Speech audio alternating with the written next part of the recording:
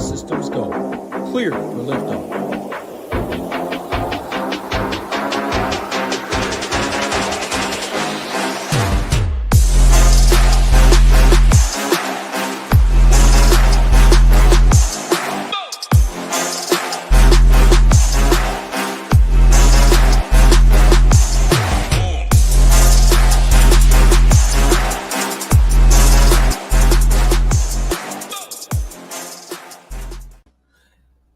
Hello, and welcome to Season 2 of NASCAR DFS content here at SHIPIT Nation. I am Eric, also known as TheGame on Discord, and tonight I'm going to be breaking down the granddaddy of them all, the Daytona 500. But before we go ahead and break down this race, please go ahead and hit that like button and subscribe to our YouTube channel if you haven't already. It really does go an incredibly long way in helping us with the YouTube algorithm. Friends, we are back. Season 2 of NASCAR content here at SHIPIT Nation. Last year, obviously, was our inaugural season of content for NASCAR at SHIPIT Nation. And I'm going to say it went pretty freaking fantastic. So let's grow on that and get Season 2 started here with, of course, the biggest race of the NASCAR season, the Daytona 500.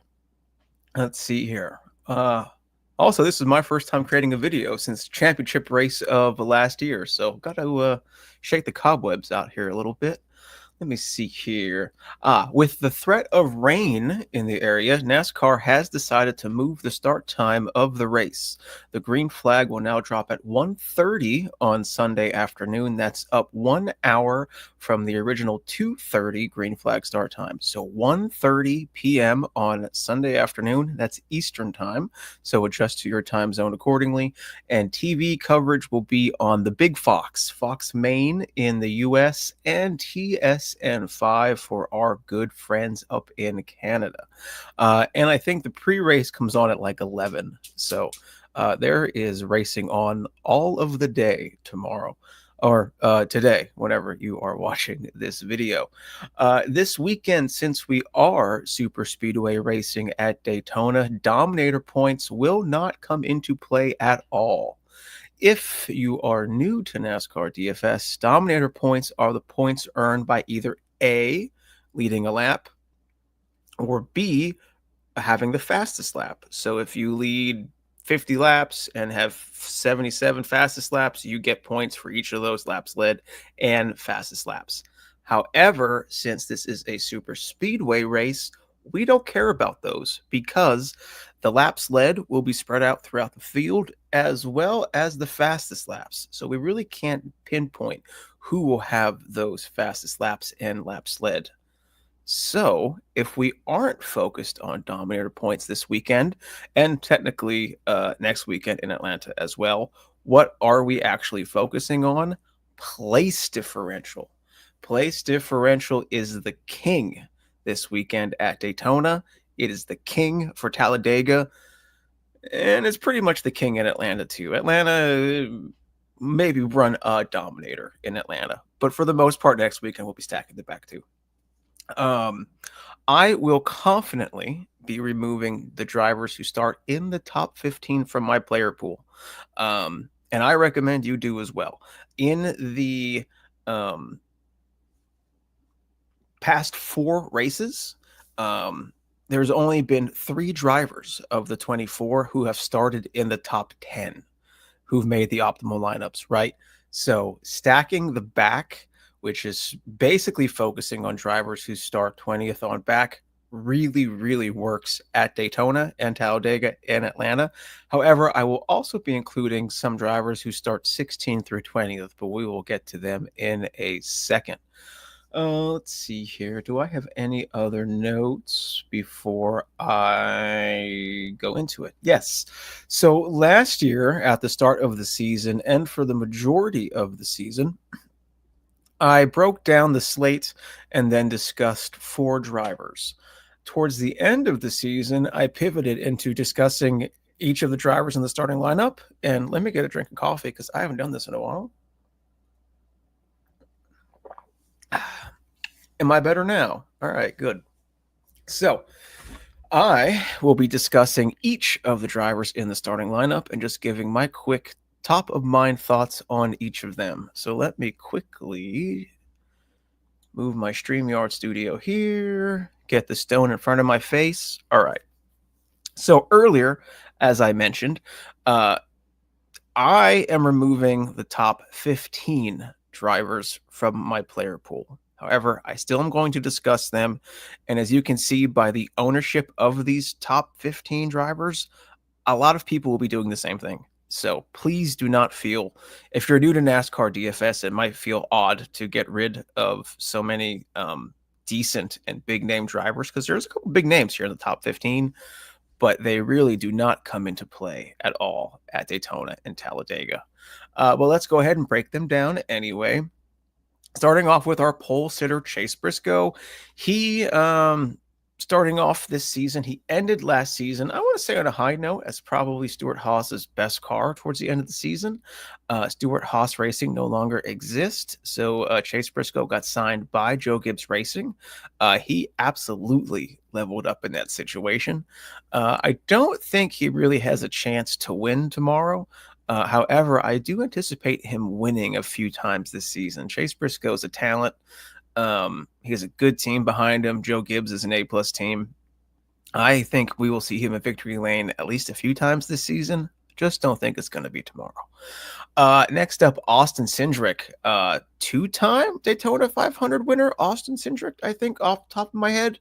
Team Penske is fantastic at speedway racing. Austin Cindric is great too. It would not surprise me to see him lead a lot of the race, or at least a lot of the early stages tomorrow. He had a very surprising 2024 season. No one expected him to be as good as he was. He won maybe 2 races, I think.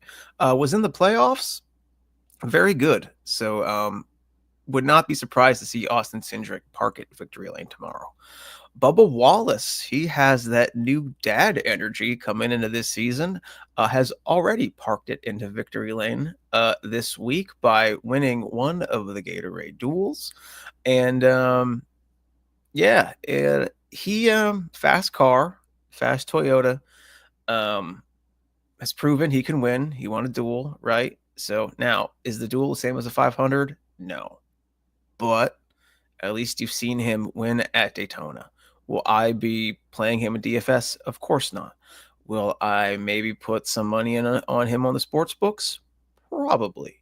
Next up, Eric Jones, Legacy Motor Club. They were pretty much dog water all of last season and started off this season with a bang. Should have won the dual race on dual 2 on Thursday night, but got the win taken away from him. Good. I like him as a driver. Legacy Motor Club was not the best last season. I don't have really high hopes for him at all this season. I don't think he'll make it in a victory lane tomorrow. I don't know. I hope a lot for Eric Jones. I just hope the car is good enough. Next up, good old William Byron. Would not surprise me at all to see him win tomorrow. He is an excellent super speedway driver. Drives for Hendrick Motorsports, which is A-plus, top-tier team. Recent form, he ended last season on fire. He should be in contention for tomorrow, but not for us on DraftKings. Chris Buescher, same. Great at plate races. Fords are great at plate racing as well. Just not in play for us tomorrow. Ty Dillon, for some reason, got the call to run full-time again for Colleague. I don't really know why, but yeah. I have no interest in him, obviously, in DFS. I have no interest in him on the sports books.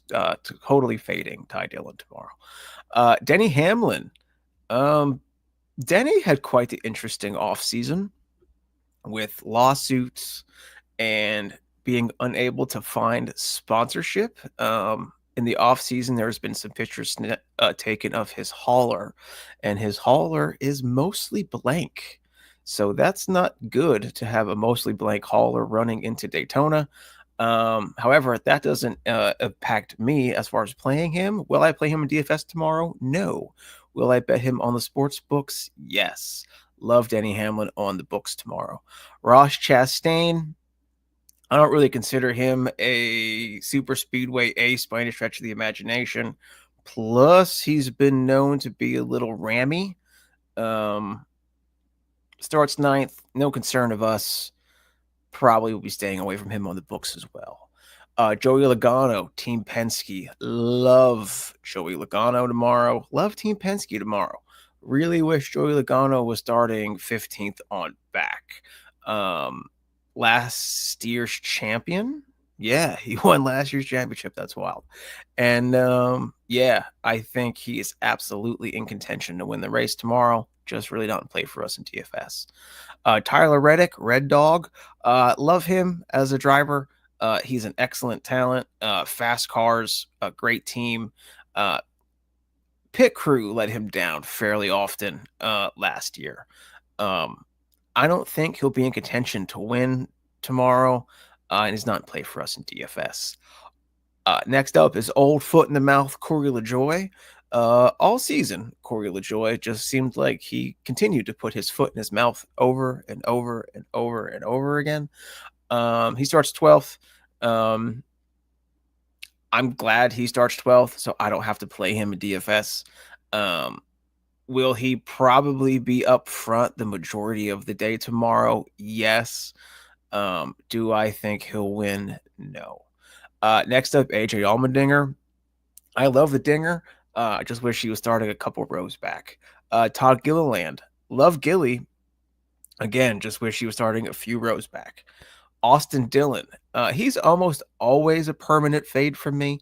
However, he has had success at Daytona. Now, I think he's had like one win, and the rest have been like 25th to like 33rd place finishes over the past like 4 or 5 races for him. So he has had success. Earlier in the video, I mentioned starting my player pool with 16th Ryan Blaney, which I will. If you would want to consider Austin Dillon, I don't think it's a terrible play. Yes, his projection is low because, like I said, he has one victory and like how many 27th to 33rd place finishes, right? But Richard Childress Racing is pretty much good at one thing and one thing only in 2025, mind you, and that is super speedway racing. So will I be playing Austin Dillon? No. Can I see an argument of including him in the next group I'm going to talk about here? Yes. And that next group I'm going to be talking about here is Ryan Blaney through Christopher Bell. I will be starting off my player pool with these drivers. However, I will only be using a max of one of them per my lineups, okay? So Ryan Blaney, smash tomorrow. Love him. Will probably be fairly higher owned. I think he'll probably come in higher than our currently projected 21.4, but he is starting 16th, so that might temper that down a little bit. But he has been an excellent super speedway racer. He has excellent recent form, and by recent form, I mean the last 5 or 6 races from last season. Team Penske, awesome at super speedway races. Love Ryan Blaney tomorrow. Everything I said about Ryan Blaney, same thing with Chase Elliott. NASCAR's most popular driver. Would not at all surprise me to see him in victory lane tomorrow. I'm not the biggest fan of him personally, but that really doesn't matter. He's a good play. He's good at super speedway races. He's an A+ team, A+ pit crew. Good play. John Hunter Nemechek and Justin Allgaier. These could be drivers you use to, if you want to include them in the 16th through 20th max of 1 player pool, they will be drivers to help get you away from the Blaney, Elliott, and Bell chalk. John Hunter, dog water, in my opinion. I'm surprised he's still in this car. But he could surprise us and win tomorrow. Why not? Or at least get us a top 5. He could if he stays out of trouble. Justin Allgaier, he is in the Junior Motorsports car, who's making its debut. I don't know how much I will have of him. I like him in the Xfinity series. He's never been good in Cup. Yes, it is Daytona. Yes, it is just foot to the floor. He's going to have a lot of eyes on him tomorrow because it's Junior Motorsports' debut in the Cup Series. I don't know if he can keep up with his end of the bargain. However, on the other hand, you should also consider that car basically a Hendrick Motorsports 5th car. So I'm kind of sus on the driver. I'm not sus about the car. Take with that info as you will. Next up, Christopher Bell. Love Christopher Bell. I think he might be our highest projected driver. No, we have one more projected higher than him. Christopher Bell has been fantastic all offseason. He's been racing in the Tulsa Shootout and the Chili Bowl. He's been back in the 410 sprint car. He has been active racing all offseason and been successful all offseason. Yes, those forms of racing have nothing to do with the 2-mile high banks of Daytona. However, he's been active, he's been winning, and he's been staying sharp. He ended last season fantastic. Love Christopher Bell tomorrow, and really love Christopher Bell all season. Would not surprise me. He'll be in the championship 4. Would not surprise me to see him finally win the championship next season. Next up, my pick to win the race. I called my shot earlier this week in the Discord, if you're in the Discord, and that is Kyle Busch. Like I mentioned with Richard Childress Racing and Austin Dillon earlier, if there is one thing, and maybe the only thing anymore, that Richard Childress Racing at the Cup level is good at, it is super speedway racing. Kyle Busch did not win all of last season, his first winless season, and I don't have that information off the top of my head. First winless season, and who knows how long. Ever, maybe since even being in the Cup. And he's never won the Daytona 500, and this is the 20th time he's trying to win this race. There was one other time a driver made their 20th Daytona 500 start for Richard Childress Racing, and they parked it in victory lane, and that was Dale Earnhardt in 1998. Now, am I saying Kyle Busch is going to win the Daytona 500 because Dale Earnhardt did it in 1998? No. However, I am saying that Kyle Busch has also been active in the offseason, and he has mentioned numerous times this is the race he wants to win the most. And the man went winless all last year, and he's not used to losing. So the books love him. I love him.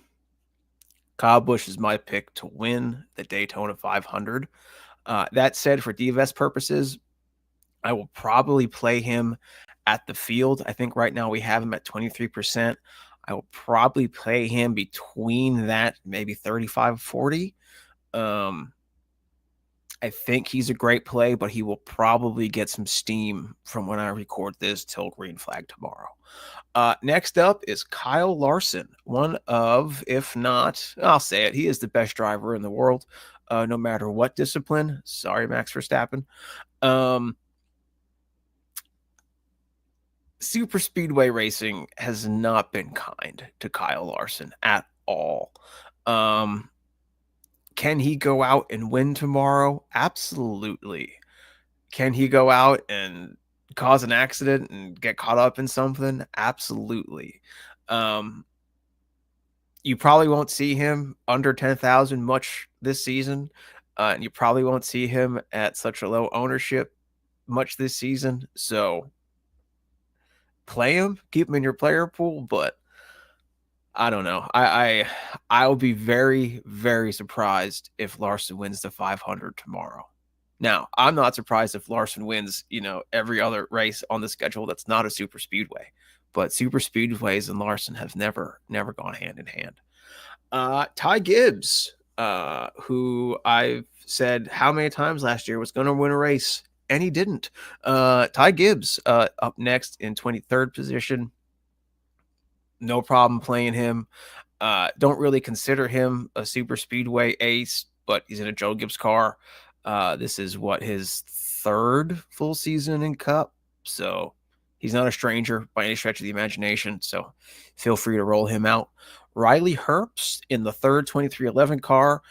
No issues here rolling out Riley. He was quite impressive last season in the Xfinity season. In the Xfinity series, rather. 2311 car, Toyota. I don't think he'll have issues finding people to draft with him and work with him. Yeah, no issues rolling out Riley tomorrow. Michael McDowell, fantastic plate racer. He has moved from the Front Row Motorsports Ford to the Spire Motorsports Chevy. I consider Spire Motorsports basically a mini Hendrick. So, yeah, love Michael McDowell tomorrow. Shane Van Gisbergen. If this was the Daytona road course, I would say lock and load, but it's not. He will probably be one I remove from the player pool. Well, now that I say that, I probably won't, because I might be able to get an ownership advantage of him in case he keeps out of trouble. But I don't believe he was particularly impressive in the Xfinity Series plate tracks or super speedway tracks last season. And this is a whole different bag of wax with the Cup Series. So he's full-time in Cup this year. These first 2 weeks for him, I think, are going to be very interesting because he is a small fish in a big pond. Is that the saying? For at least these first 2 weeks. Ryan Preece, for some reason, RFK, Roush Fenway Kozlowski signed him in the offseason. Don't know why. He is known for spectacular crashes at Daytona. Fords run well here. RFK works well as a team. Fords in general seem to work together very well at super speedway races. He's a little reckless, in my opinion, but sometimes reckless wins. So no issues rolling out Priest tomorrow. Cody Ware in the Rick Ware racing car. His projection actually surprised me when I got done running it. I was like, wow, that was bigger than I thought. But then I looked through some stats and it just seems like he keeps out of trouble. That said, I wish he was starting 40th and not 28th. I probably will not be playing him just because there's some better drivers beneath him. But feel free to keep him in your player pool. I just wouldn't go crazy on your exposures. Josh Berry, if this was New Smyrna, I would say lock and load on Josh Berry, but it's not. It is Daytona. That said, he does have a decent track ranking at Daytona, but he doesn't have as many races here at Daytona as the other drivers, because that track ranking and track type ranking start at 2022, which is when the next gen era begins. And Josh Berry was not in the Cup Series in 2022 or 2023. So I don't really consider him a plate driver, racer, etc. However, the Wood brothers are an excellent super speedway team. They have won here with a rookie driver many years ago with Trevor Bayne. And he's in a Ford. Fords work together very well. So I don't have him really on my bingo card for anything major tomorrow, but he is in a decent enough car, and that team knows how to win at these big plate tracks. So Josh Berry, take with that as you will. Next up, we have Cole Custer, who's coming back to the Cup Series this year. He is in the Haas factory team. So, as I mentioned earlier, Stuart Haas went bye-bye because Tony Stewart packed up his ball and went home. But Gene Haas said, not so fast. I'm going to create the Haas factory team with a whole bunch of mid drivers. Just kidding. Kinda, not really. Cole Custer was a boss in the Xfinity Series last season. I don't know if he's going to make a splash in the Cup Series this year, especially with the Haas factory team, because they're a single car team. That being said, have him in your pool. Maybe go a little heavier on him because we are starting now in the 30s. So, maybe go a little heavier on him and less on the next driver, vice versa. Just get funky with your ownership, right? Play the ownership game. Get a little different places. So yeah, Cole Custer, I think he was decent enough in Xfinity super speedway racing. So yeah, I don't know. I don't think that team is where it needs to be. We'll see. Next up, Ricky Stenhouse Jr. with the freshly named Hayak. I guess that's how you say that. Hayak? Yak? Hayak. I don't know. Motorsports. This is the same team he was with. I think it was JTG Doherty before. This is that same operation. They just changed names. They might have even changed some ownership partners around. But it is the same team, cars, all that stuff. Excellent super speedway racer. Excellent. Also can be a weapon, right? Is known to be a weapon. He has a previous Daytona 500 winner. I think actually all of his wins in the Cup Series have come on super speedway tracks. He will get some ownership tomorrow, but he has proven that he is able to put it in victory lane at Daytona and other super speedways. So solid play for tomorrow. Noah Gregson, he moved over to Front Row Motorsports from the now defunct Stuart Haas team. Love Noah. No issues playing Noah. This is his second full-time season in Cup after being kicked out of Cup in 2022 or 2023 after some social media stuff happened. So yeah, he's been around the block many times. No issues rolling out Noah tomorrow. Carson Hocevar in the Mini Hendrick Spire Motorsports machine. I love Hocevar almost every week.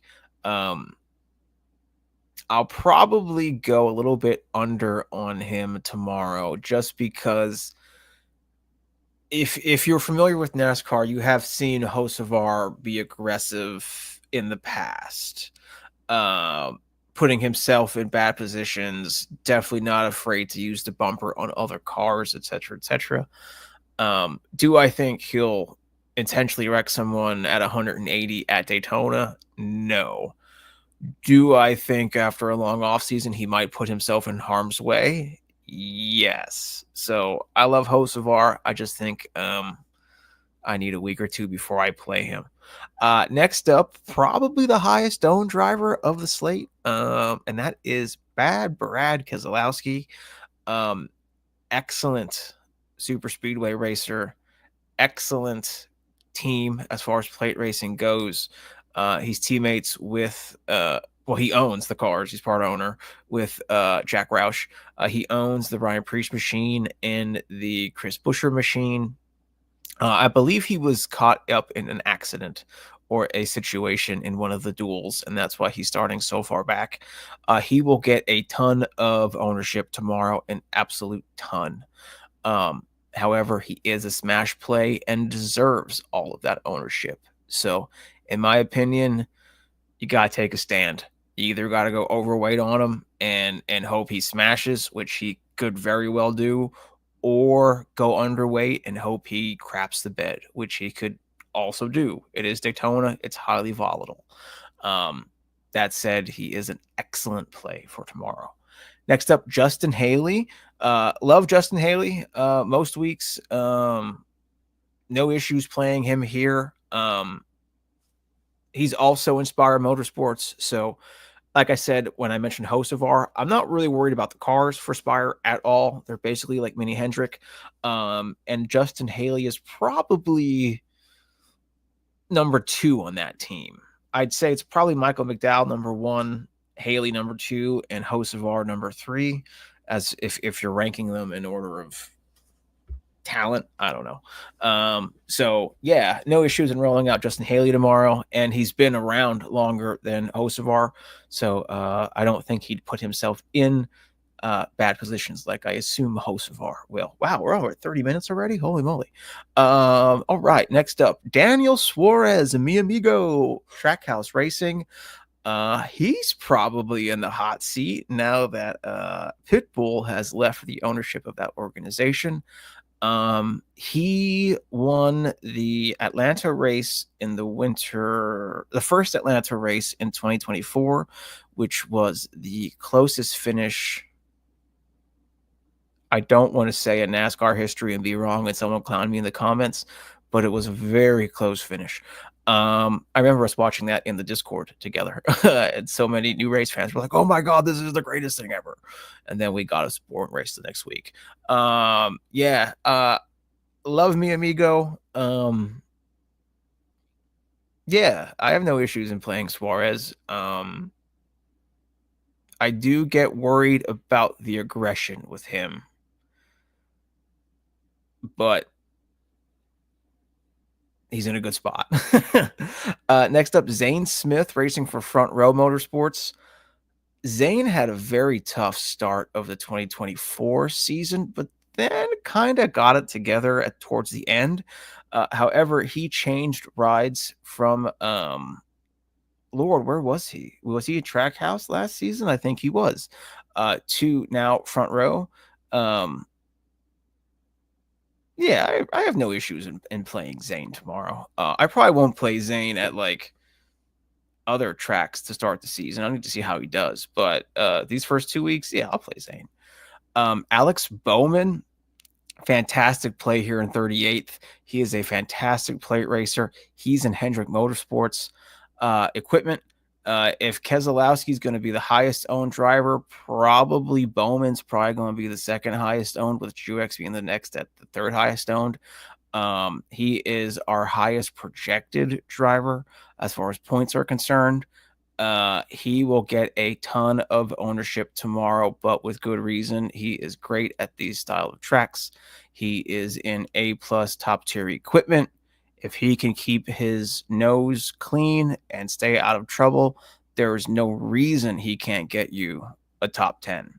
No reason he can't do that. So, yeah, love Bowman the Showman tomorrow. Martin Truex Jr. in 39th. He retired from full-time competition last year, but he decided, not so fast, I'm coming back, at least for the 500 and some select races in the 2025 season. He is racing for Tricon Garage, but I'm going to say that this is probably mostly prepared by Joe Gibbs Racing. I don't know that for certain. I will do some more research on that and follow up on the slate plan once I have that fairly confirmed, but I'm fairly positive it's a Joe Gibbs prepared Toyota. What's interesting with Truex is his crew chief from his championship winning season, Cole Pern, is his crew chief for this venture. Now, after they won the championship, Cole Pern left the sport. He decided, I'm gone. And he went to a whole other industry doing, I don't even know. It just left. But he's back for this part-time venture with Martin. And I think that's great. Cole Pern is an amazing crew chief, very talented, got a lot, maybe the most out of Martin. Do I think Martin's going to win tomorrow? No, I don't know. I don't know.